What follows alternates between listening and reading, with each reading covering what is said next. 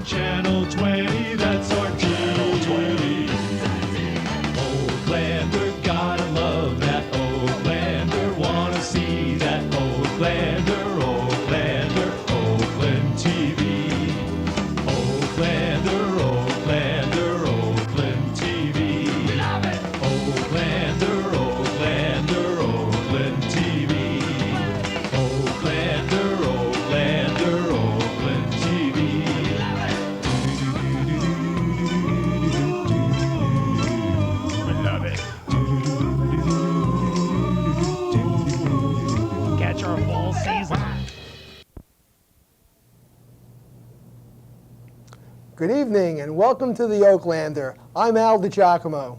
And I'm Greg Schuss. We're here tonight to showcase the talents of some of the new members that have responded to our recruitment drive. That's right, Greg. After months of spreading the word about public access opportunities, we have a new class starting in September for training our new recruits in television production. That's great, Al. You know, that's only 2 months away. Where else but at Cablevision can we make this happen? Many of the people who responded are film students at local universities, and tonight we are proud to showcase their student films. So, without further ado, we now bring you the new Oaklanders. There's no stopping us now.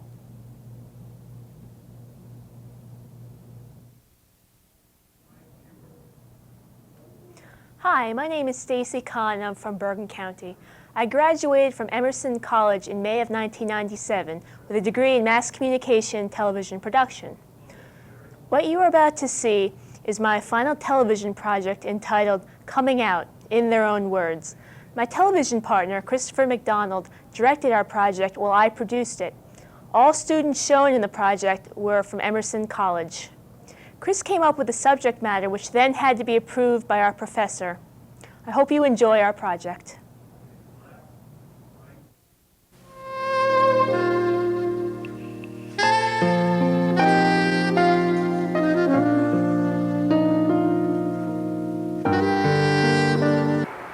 I'm not always out of the closet because I meet people every day that don't know that I'm a lesbian, so I'm always coming out.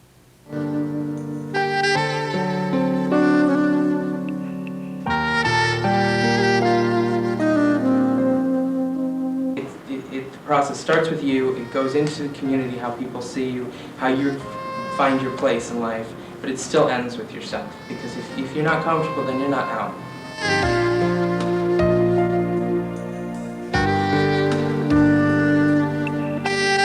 If you become comfortable with yourself, then being gay doesn't matter. It's just another facet of the personality.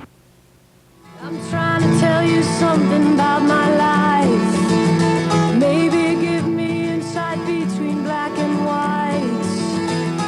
And the best thing done for me is to take my life and seriously. It's only life after all. Yeah. Maybe give me insight between I knew that I was different. I knew that I didn't like getting all dressed up like the other girls, or that I didn't care about having a boyfriend. I just wasn't like the other girls, and it was fine. Well, I came out at different stages. I came out in high school about 14. I was a freshman, so I was the only openly gay person in my high school at the time. A lot more people have come out and are out in my high school in my town now, but not then. That was 1989. And of course that brought its own particular trials. I told my mother my freshman year in college. That was interesting. It was Christmas Eve of 1993. So it was a fun Christmas. It was an interesting Christmas. And then it's not something that when I just meet people, I just come out like, well, I'm gay. It's a case of something I just don't think about, so I don't think to tell people. But, I mean, if the question comes up, now I answer it. Growing up, I came from a very lucky position in which I had kind of a different childhood from most gay teens, which is that most of them play the game and stuff like that. I was comfortable with myself at, 12, 13 years old, so I knew. And it's not like I went and shouted it out from, the rooftops, but I was comfortable with myself. It was a self-confidence issue, I didn't feel like I was living a lie. I felt it was something I chose not to share with certain people, and that was my right not to share with certain people. I had told my brother a couple years ago that I was a lesbian, like I thought I was. I didn't tell him 100% sure, but I said I really think I am, and he was really supportive. He's amazing. He was the first person in my family that I told. 13 when I first came out to my best friend. I was 16 when I came out to my brother, and then everybody else knew by 17. I did tell my mom.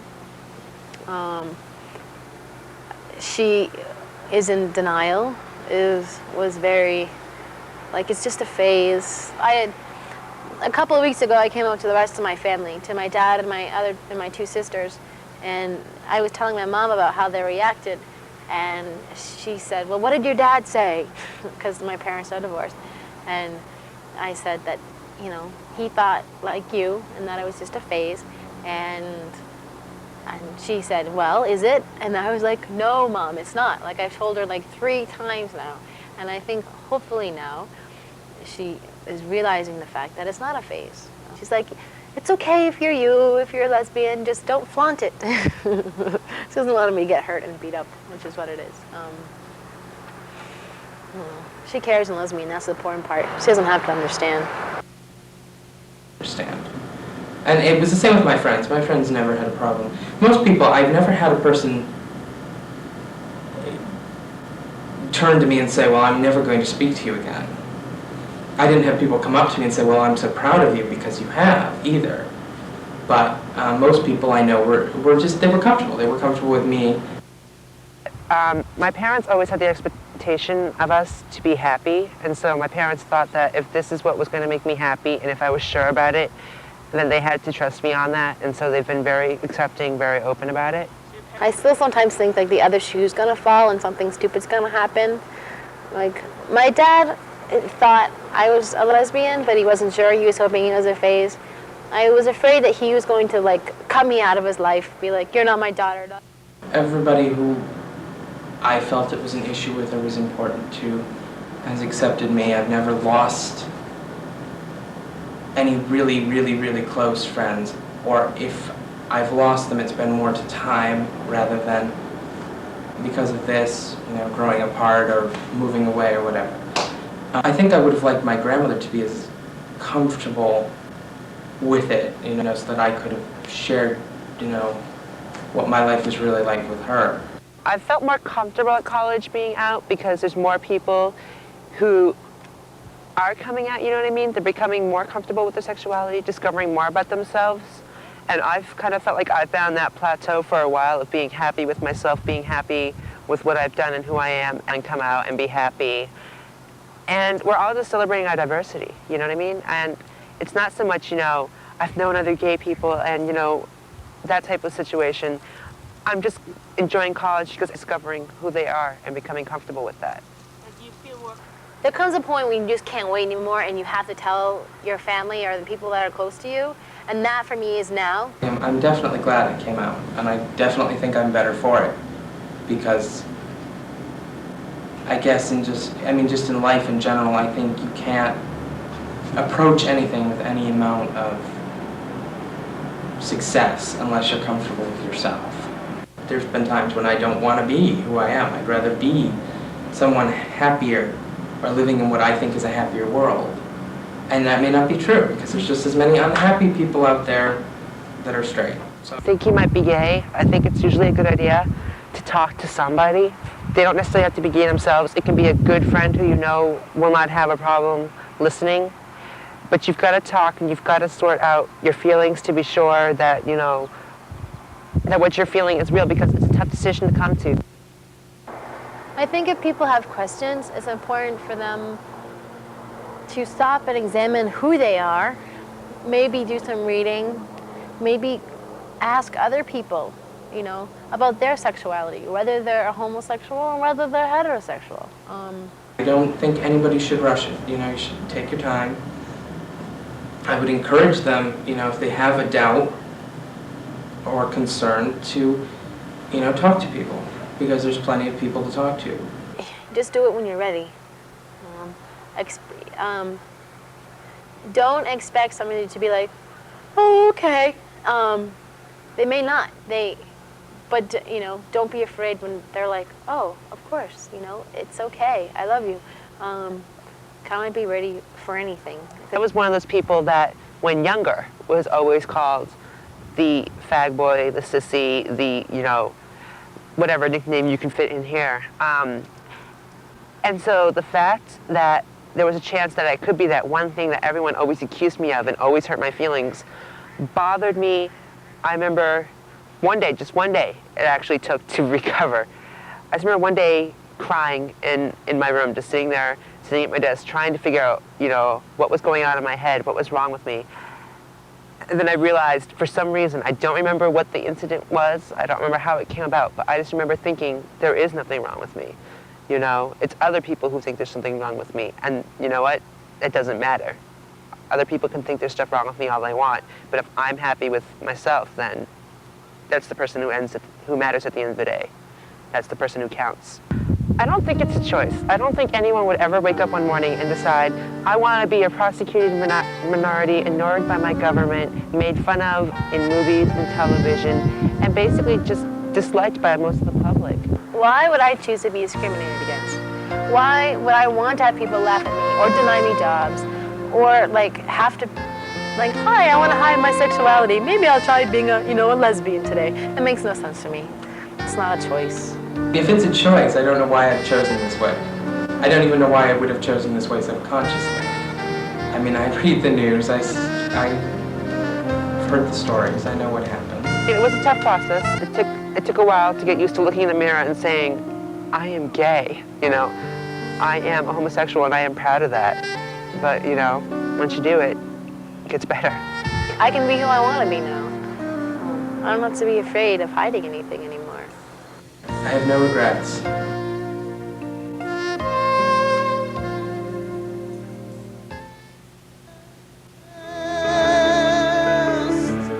There's only us, there's only this. Forget regret, or life is yours to miss. No other road, no other way, no day but today. I guess my soul,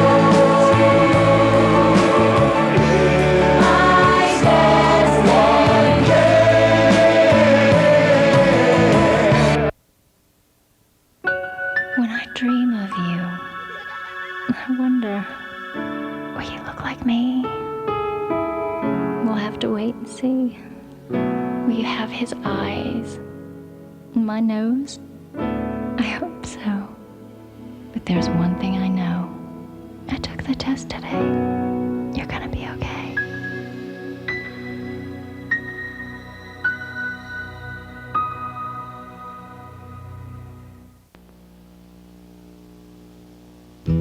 Hi, I'm Richard Karn. Did you know that mowing the lawn can be hazardous to your eyesight? Nearly 1 million Americans have lost vision from an eye injury. And almost half happen at home while doing routine chores, using cleaning products or power tools, or even mowing the lawn. It happens every day. So be smart. Wear the right eye protection, because an accident can happen in the blink of an eye. For more information, call Prevent Blindness America at 1-800-331-2020.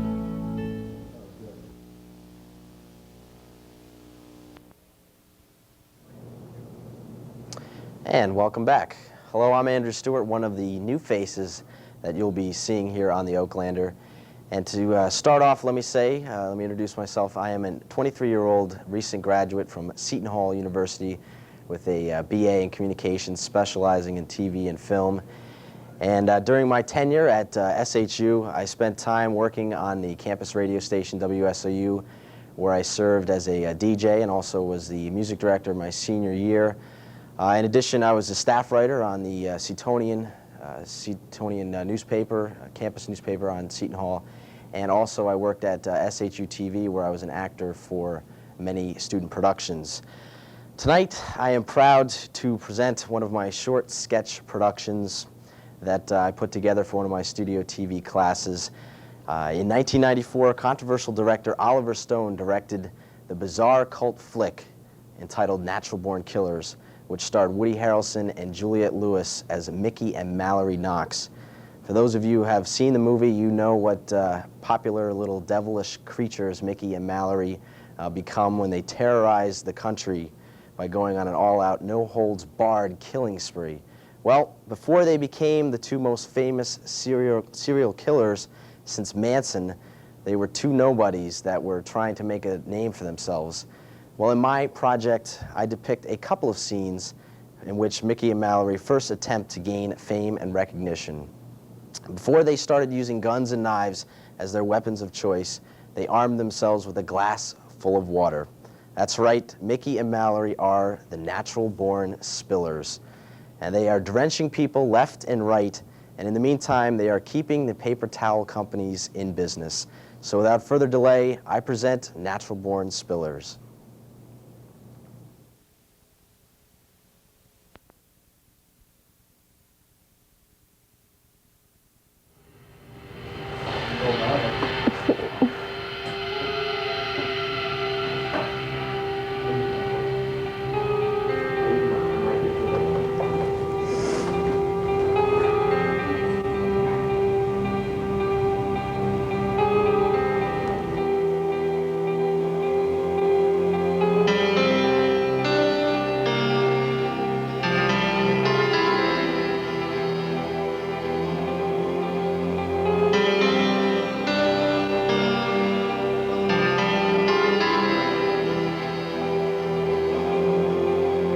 I still recall the taste of your tears echoing your...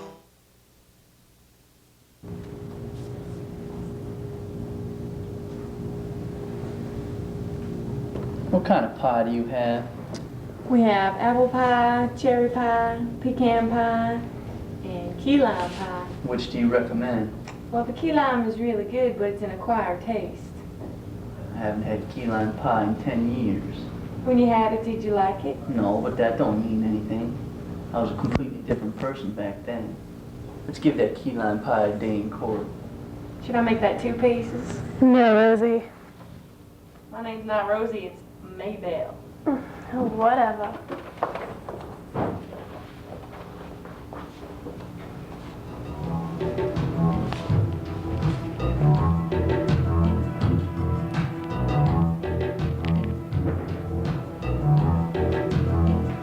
I'm sorry, sir, we only have apple pie. No, I want key lime pie. All we have is apple pie. That's just unacceptable. Are you flirting with me? What's your name? Mallory, but I'm married. That don't matter. Why don't we get better acquainted back at my place? Yeah, get away. I'm out of here, you stupid bitch. No, there is no escaping here. Who's the lucky one? Eeny, meeny, miny, mo. Catch a redneck by his toe. If he hollers, let him go. Eeny, meeny, miny, mo. My mama told me to pick the best one, and you are it. When the people get here, you tell them that Mickey and Mallory Knox did it. You got it? Say it. Mickey and Mallory Knox did it. Mickey and Mallory Knox did it. I love you, Mickey. I love you, Mallory.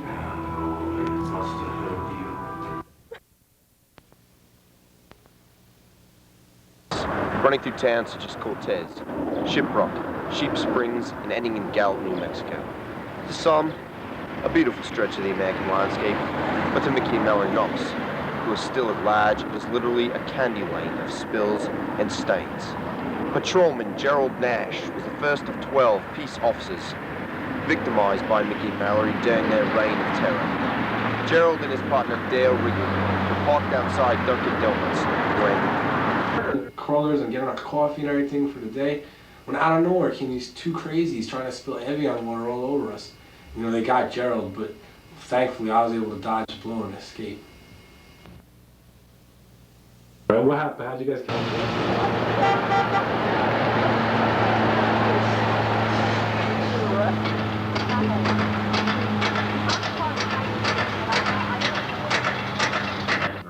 trying to spill on some old lady. We were able to catch them, and now they're in jail. You know, they spilled one too many times, and now they must suffer the consequences in jail. Mickey and Mallory Knox, thank you for your time. I'd like to start off with a few questions, if you don't mind. Roll the fucking dice, Wayne. When did you first start thinking about spilling? Birth. I was thrown into a flaming pit of scum, forgotten by God. What do you mean by that? Spilling's in my blood. My dad did it, his dad did it, so on and so forth. No one is born with it. It's something you learn.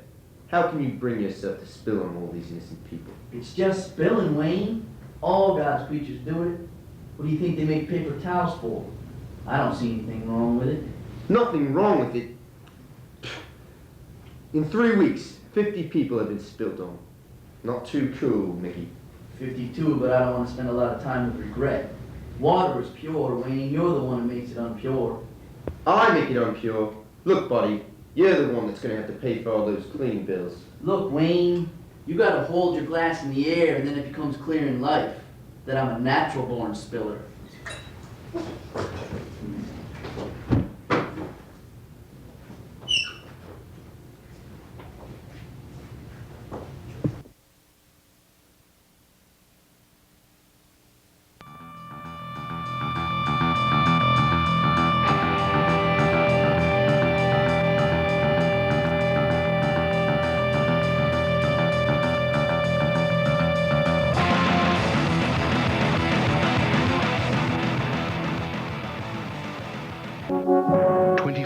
Ago, America made a commitment to a healthier environment. And today, our air is cleaner, our drinking water safer, our rivers and streams less polluted. But now, the polluters are back, teamed up with other special interests and a new majority in Congress to weaken our environmental protection laws. Don't let them turn back the clock. Call 1-800-334-2100 to find out how you can help.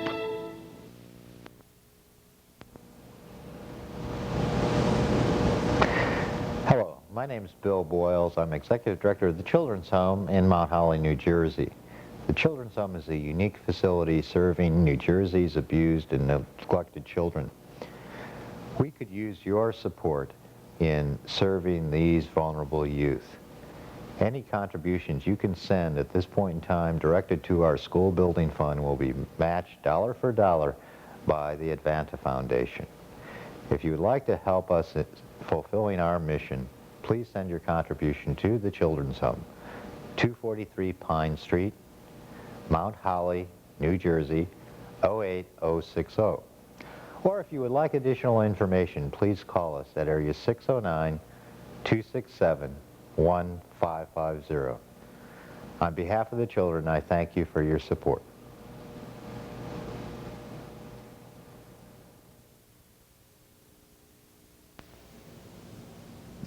Welcome back to the Oaklander. It gives me great pleasure to announce to our audience one of our newer members who will be taking the class this coming September, fresh from his debut at the comic strip in New York City.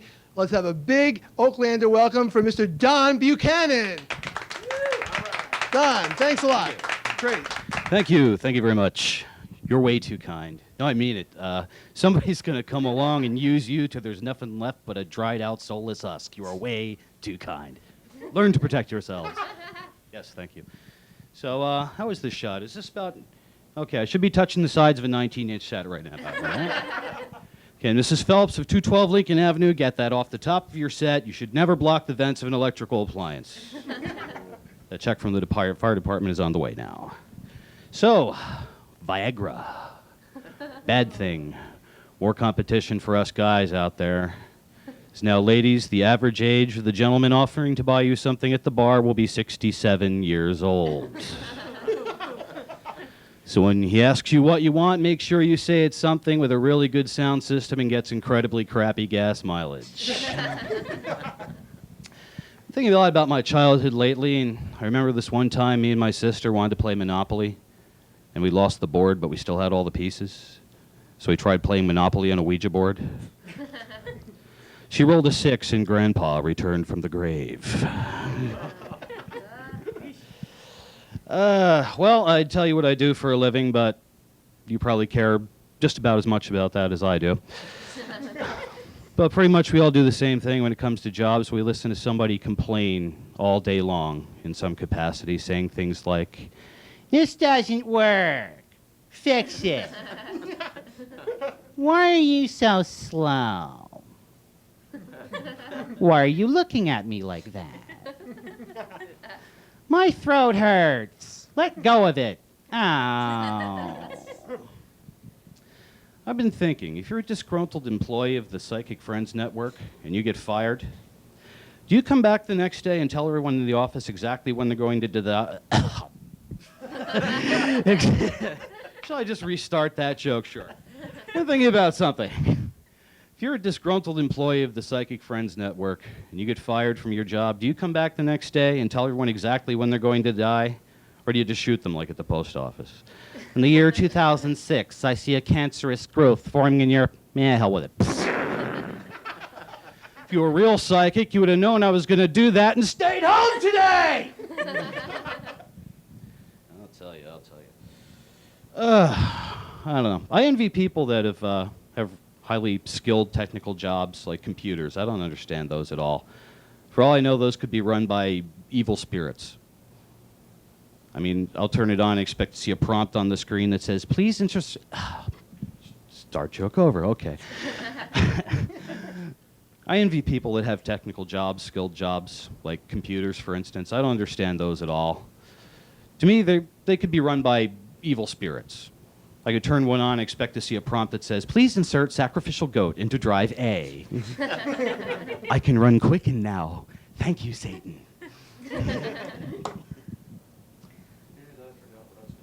My hand is fascinating. Okay. So by weak show of applause, how many people made the mistake of going to college? You at home may join in at any time. Thing I remember most about college, ramen noodles. That nasty little packet of tangled, twisted things that looked like it came from Bette Midler's bathtub drain. The collegiate Is the visual strong enough? Shall I put this away now? Okay. The collegiate experience, dehydrated. Just add water and you're broke. Yeah, I remember the days munching away on those noodles and coughing up chicken-flavored dust because I didn't pay the water bill that month. Okay, if a joke falls in the woods and no one is there to laugh, does it suck? Do you have one of those boy geniuses at your school? You know, he's like 13 years old, college senior. He can program a Cray supercomputer, but he can't get that damn cowlick under control. Just want to grab him and, just cut the thing off already! I mean, granted, I may have failed everything, but this hair, it's taken over. I have no stage presence, but this hair, Madison Square Garden, sold out, ladies and gentlemen. Some talented hair I have here. This is worth 1 Ned Beatty, 3 Bob Denvers, and 14 Keanu Reeves right here. Hair sees more action than I do. That's okay, because dating scenes been getting really boring lately. I'm just kind of tired of the whole thing, because women just say the same things all the time, like, get off my hair. I have to go to the bathroom again. Let me back in the house. My clothes are in there. You creep. That's a big one. So I kind of departed from that for a while. I've been celibate. And sometimes I worry that I'll forget about how to do this whole sex thing, but then it occurred to me that sex is just like riding a bike. You have to use some oil once in a while. If you're not careful, you can fall off and hurt yourself. And if you clip a baseball card in the right place, it makes a really cool noise. Thank you very much. Good night. Come on, let's give it up for Don Buchanan. All right, Don Buchanan, watch for him as a new Oaklander. My friend wants to be a baseball star when he grows up. Me, I'm going to be the maker of the world's best baseball bats. First, I'd search the planet for the world's most exotic wood. I'd make palm tree bats to confuse the fielders, super long redwood bats for those outside pitches, even bats with knotholes for the teams we didn't like. And after the World Series, a big ticker tape parade would be held just for the bats. Thanks to me, Tim Akora, bat builder. My friend wants to be a doctor when she grows up. Me, I'm still making up my mind. Maybe I'll be the person who changes the bulbs in the lighthouses. I know. I'll run this super recycling business with this helicopter and a huge magnet. Well, whatever I do, I'm gonna make it big. I'm already on my way. I got this awesome bug collection. And I got an A in math. That's me, Cindy Marin. Successful. Whatever.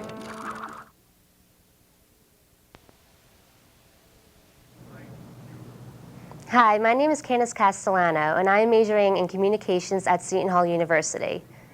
My favorite thing at Seton Hall is filmmaking because of directing. Along with directing, I love to write scripts. You can be as creative as you want to and choose your cast. Along with my partner, Cliff Field, together we help each other in numerous ways, with lighting, camera, and acting. I hope you will enjoy our films.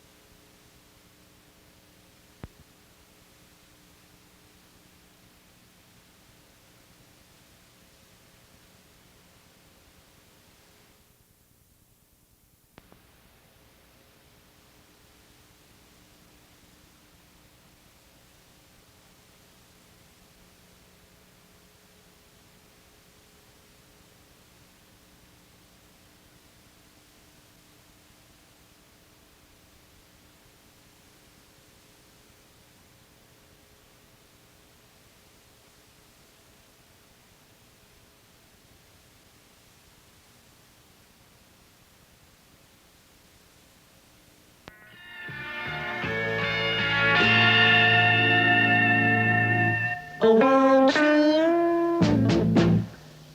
Oh, won't you so bad? Oh, won't you? Oh, won't you so bad? It's driving me mad. It's driving me mad. Oh, won't you? Oh, won't you so bad, babe? Oh, won't you? Oh, won't you so bad? It's driving me mad.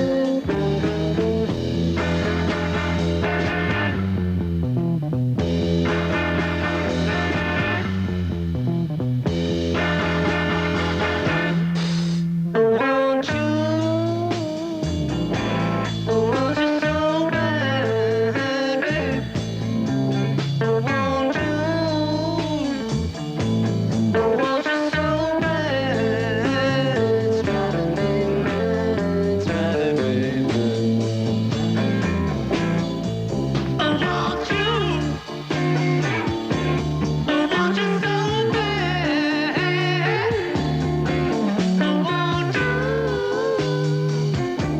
Oh, won't you so bad? It's driving me mad. It's driving me mad.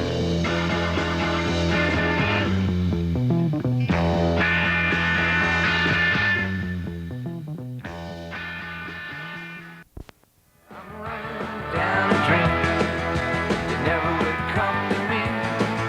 Working on a mystery, going wherever it leads. Running down a drain. Yeah, I'm running down a drain. You never would come to me. Working on a mystery, going wherever it leads. I'm running down a drain.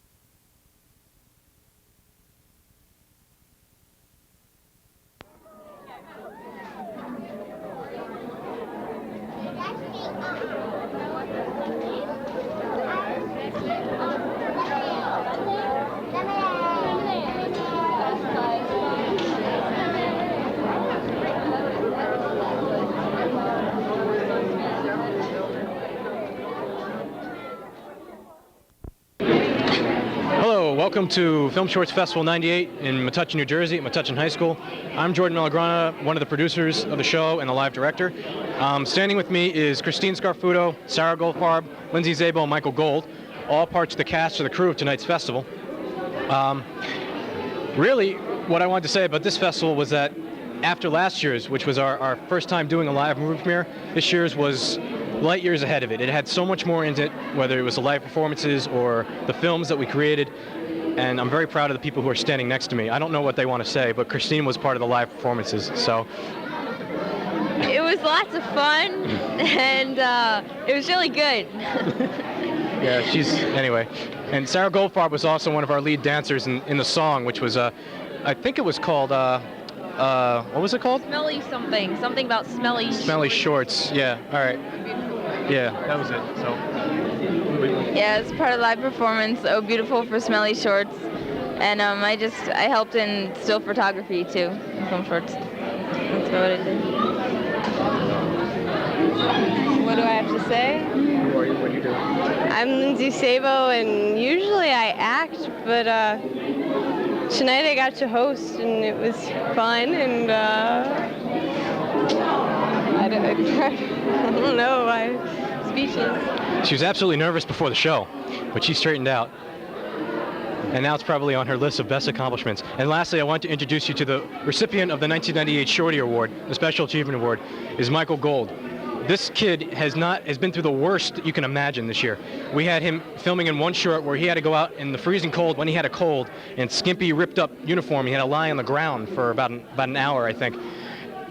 He was producing a couple of our shows, 2 of which ended in complete disaster. But he bounced back and he produced one of the best shows we ever had.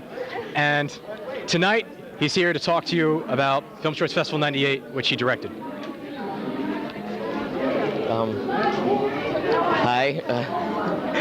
The festival this year went great, and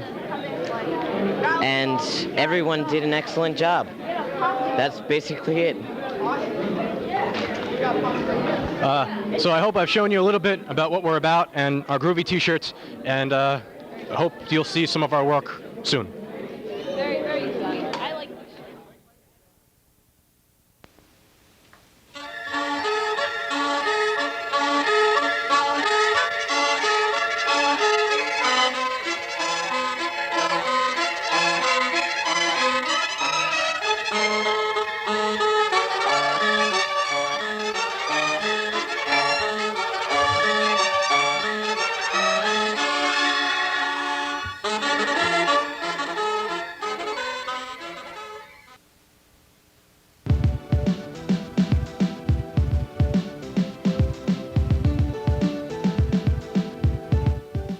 Hello and welcome again to Modern Medical Journal Live.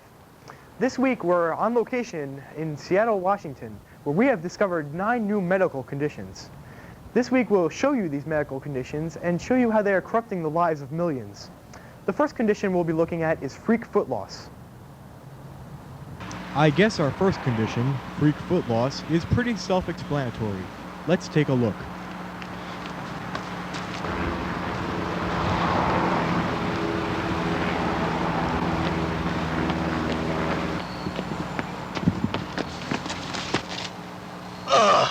Not again. Our next condition is spontaneous mutism, where at any given time the patient is rendered totally unable to speak. Here's an interview with one of the sufferers. At first, Benny seemed like a perfectly healthy individual. Not until I interviewed him did I see his condition come out. We are now joined by Benny Thurmstein, who suffers from this horrible condition. Hello, Benny. Can you tell us how this condition affects your everyday normal life? Well, you know, Jack, if I can call you that, Jack, this disease, this medical condition, as you would call it, affects me tremendously in my everyday life. One minute, I'm standing here talking to you, and then the next,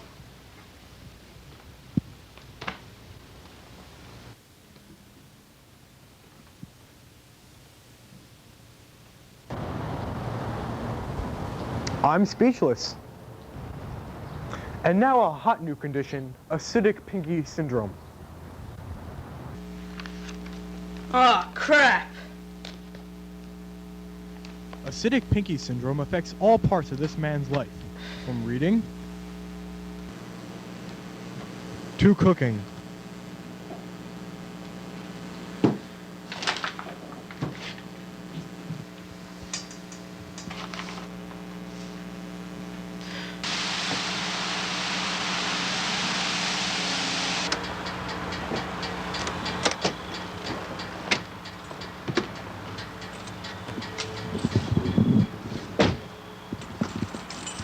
He can't even sit down and relax without worrying.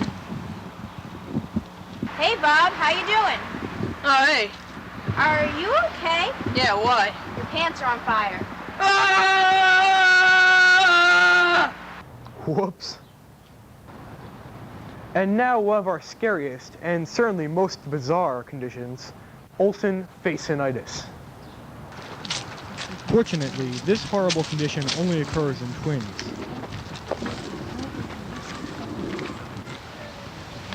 What could be worse than having the faces of the young actresses of Full House? Do I look good? Yeah. Thanks.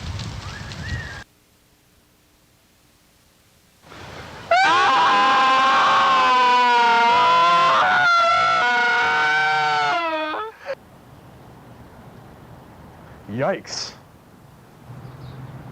Another creepy yet delicious condition, the celery touch. Like the fabled golden touch of Midas, everything this young girl touches turns to celery.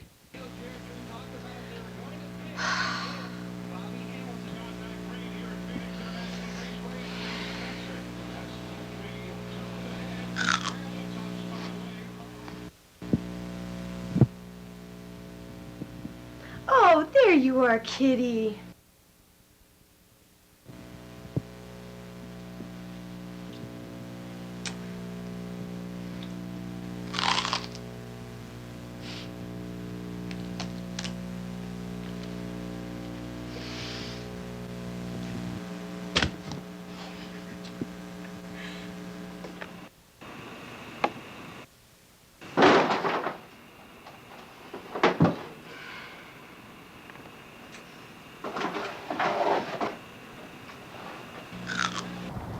Looks tasty.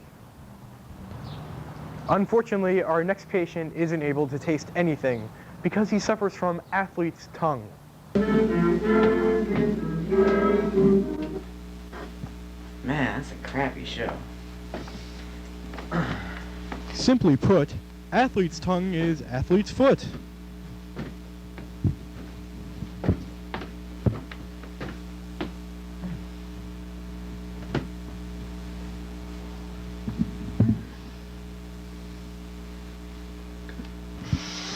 But on your tongue.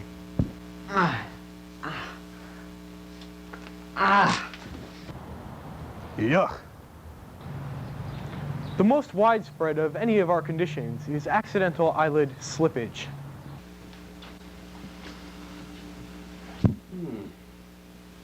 This condition, although harmless, can be a major nuisance, especially when reading your favorite newspaper like this young man.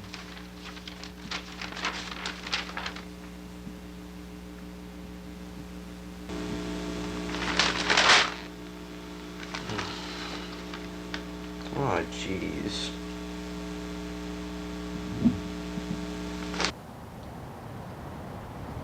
Whoa. And now, our last and most serious condition, with only one victim known to date, chronic death. Meet Pete. Although he suffers from chronic death, he can still take place in everyday activities, like driving.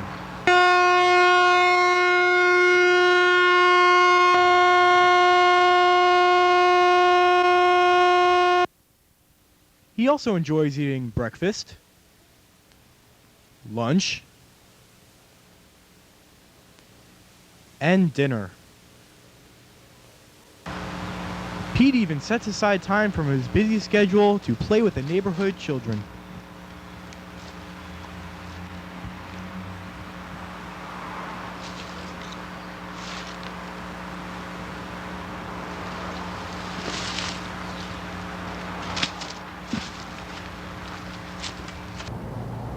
Golly, I'm glad I don't have that. I've just gotten word that our expert is now joining us via satellite from New York, New York. Mr. Expert, is there any need to panic about these conditions even though they're both dangerous and incurable? Yes, we're all doomed. We're all gonna die. Oh my god, oh my god, oh my god. I see. Well, on that note, that's it for this week's edition of Modern Medical Journal Live. I'm...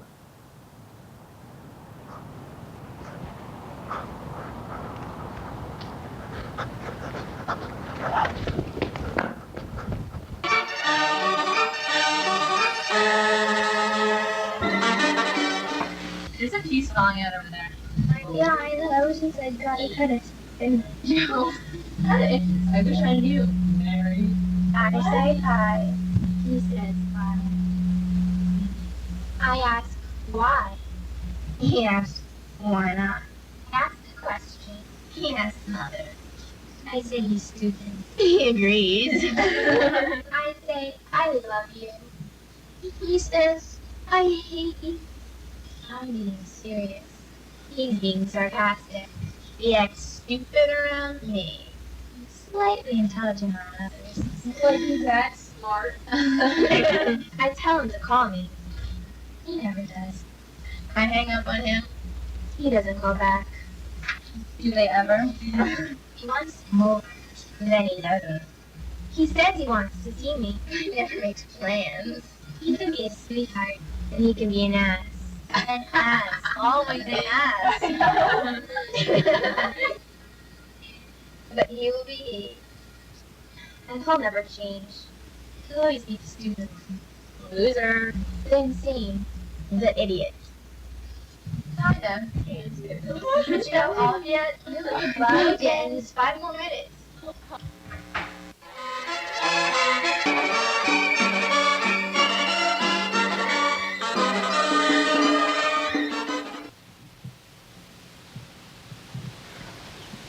Hey, where are you going? It's 11:30. I have to be home by 12. Oh, come on, just watch the movie. It's a few more minutes to the end. Just because your parents are out of town doesn't mean mine are. They want me home by 12. They don't want me driving too late. Just make up some excuse. Say you had to get gas or something. When they say 12, they mean 12. Look, I have your parents wrapped around my little finger. You're a few minutes late because of me. It's not going to make that big a deal. You think so? Yeah. Come on, watch the end. Come on. All right, a few more minutes. Yeah.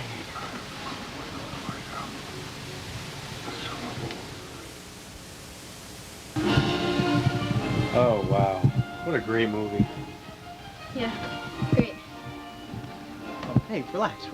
You'll make it on time. Look, it's only 5 of 12. You'll only be a couple minutes late. A couple minutes too many for my parents. Okay. See you tomorrow. Bye.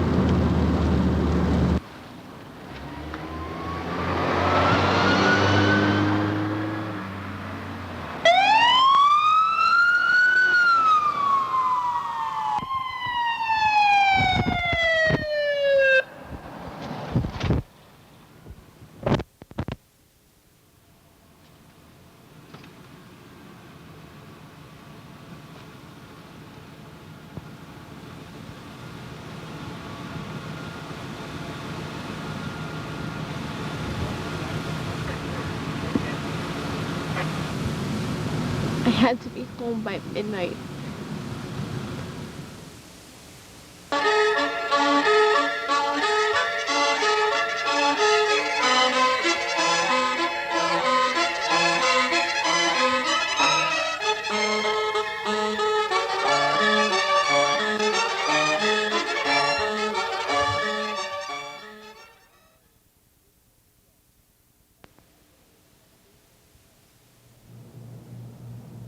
Well, that's all we have for this month's show.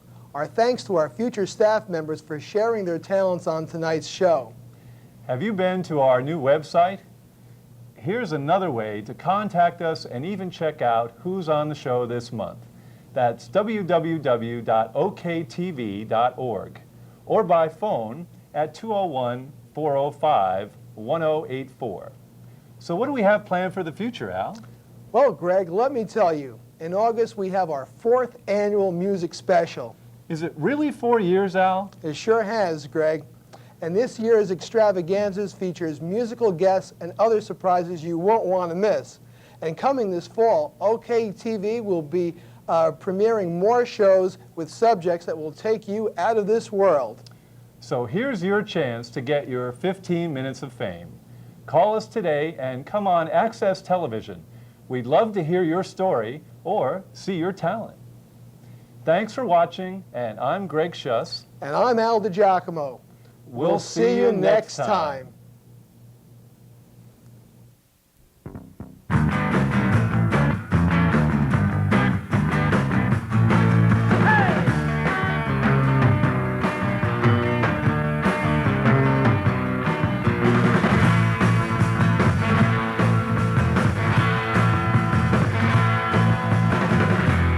baby came back, give her your name.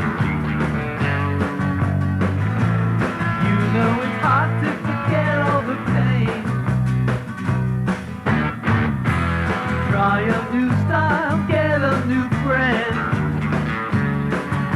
'Cause now she's waiting for you, and you don't know what to do. I believe in my love, I believe in you. Don't let people tell you what you ought to do.